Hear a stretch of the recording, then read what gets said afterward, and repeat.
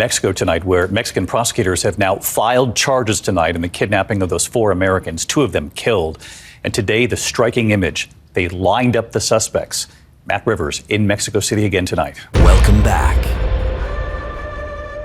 In our continuing coverage of the ongoing drug war in Mexico, we turn our attention to an intriguing aspect of cartel operations.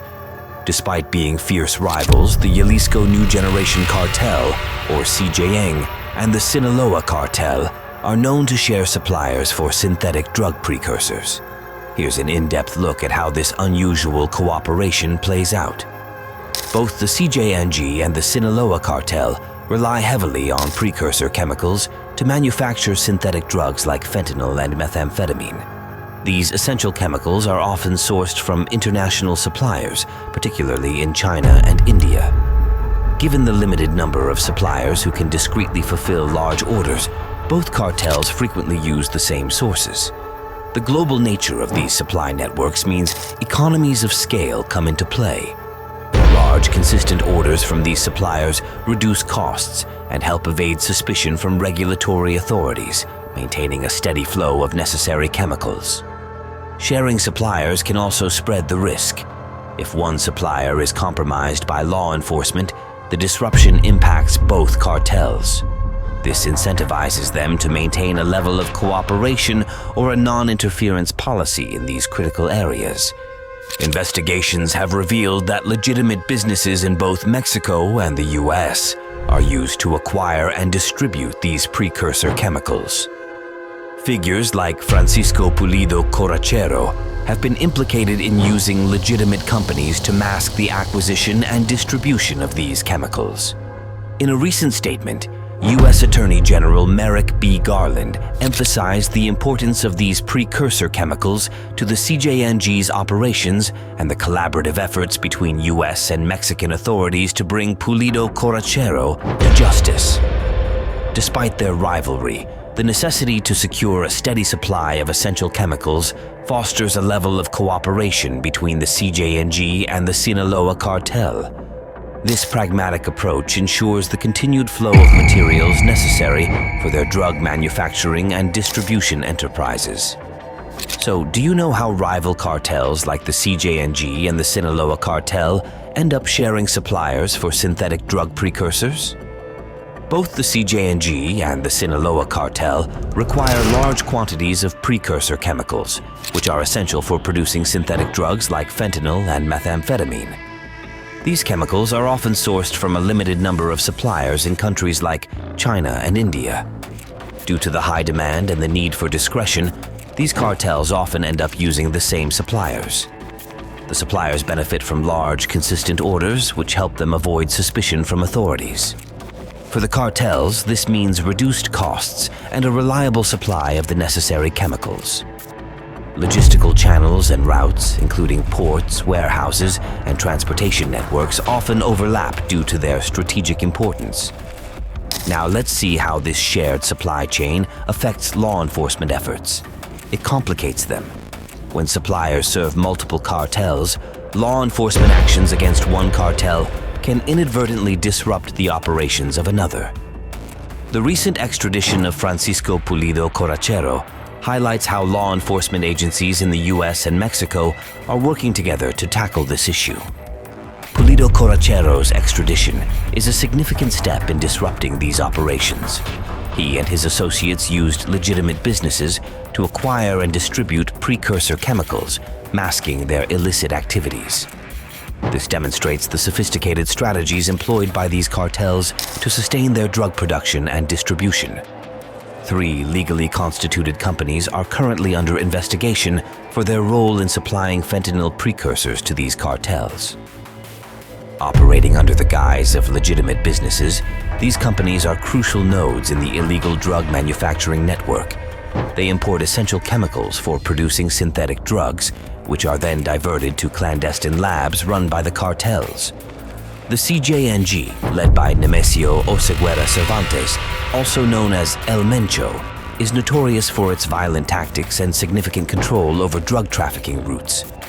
The cartel has a robust and highly organized structure, enabling it to effectively manage the production and distribution of large quantities of synthetic drugs like methamphetamine and fentanyl. Recent law enforcement efforts have resulted in notable arrests and extraditions that impact the CJNG's operations. These efforts have uncovered the involvement of legitimate businesses in both Mexico and the United States that supply chemical products necessary for drug manufacturing. Can you imagine the involvement of these legitimate businesses in the cartel's operations? These businesses often operate under the guise of legitimacy, importing chemicals that are essential for producing synthetic drugs. Once these chemicals enter the supply chain, they are diverted to clandestine labs run by the cartels.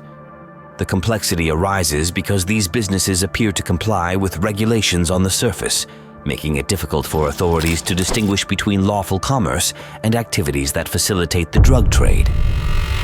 These investigations are crucial in understanding how the cartels maintain their drug manufacturing capabilities. The extradition of Francisco Pulido Coracero, a Mexican national alleged to have supplied precursor chemicals to the Jalisco New Generation Cartel, CJNG, marks a significant development in the fight against drug trafficking.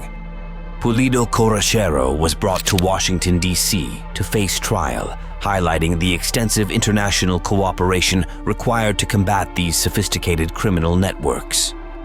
Francisco Pulido Coracero, 66, was extradited from Mexico to the United States to face charges related to the supply of precursor chemicals for methamphetamine production. He appeared before U.S. Magistrate Judge Moxila A. Upadhyaya on May 13th. In March 2021, a grand jury in Washington, D.C. indicted Pulido Coracero and his co-conspirator, Carlos Algredo Vasquez, on charges of conspiring to manufacture and distribute methamphetamine and listed chemicals for importation into the United States. The indictment, which was unsealed in February 2023, included chemicals such as methylamine, nitroethane, phenylacetic acid, toluene, and acetone. Carlos Algredo Vasquez, 58, remains in custody in Mexico awaiting extradition. His brother, Javier Algredo Vasquez, 56, was convicted in July 2023 for his role in the same conspiracy and sentenced to 18 years and 8 months in prison on February 23, 2024. U.S. Attorney General Merrick B. Garland emphasized the importance of precursor chemicals to the CJNG's operations and highlighted the collaborative efforts between U.S. and Mexican authorities to bring Pulido Coracero to justice.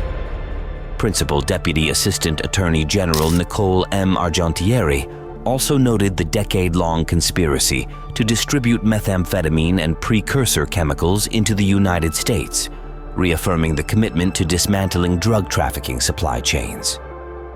The DEA Los Angeles Field Division, with support from the U.S. Marshals Service's Investigative Operations Division and Homeland Security Investigations Houston, led the investigation. In 2023, synthetic drugs like methamphetamine and fentanyl caused almost all of the deadly drug poisonings in the United States, resulting in over 107,000 overdose deaths, as reported by the Centers for Disease Control and Prevention.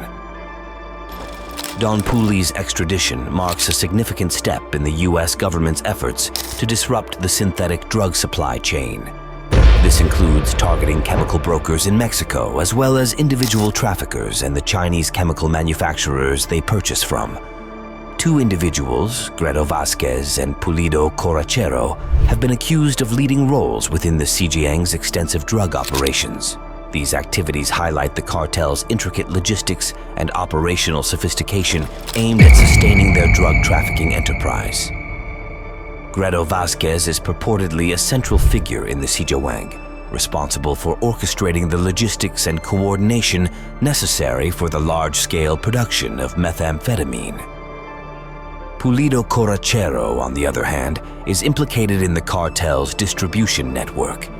His role involves organizing smuggling routes, ensuring secure transport of drugs, and managing relationships with other criminal entities involved in the drug trade. These individuals exemplify the CJNG's operational complexity, spanning from manufacturing methamphetamine to ensuring its efficient distribution across borders. Their alleged activities underscore the challenges faced by law enforcement agencies in combating organized crime networks like the CJNG. As investigations continue, the focus remains on disrupting these sophisticated operations to curb the flow of illicit drugs into the United States. The arrests and extraditions of these key figures disrupt the cartel's operations, but also demonstrate the resilience and adaptability of the CJNG. While these law enforcement actions are significant, the cartel's decentralized structure allows it to continue functioning even when leaders are removed.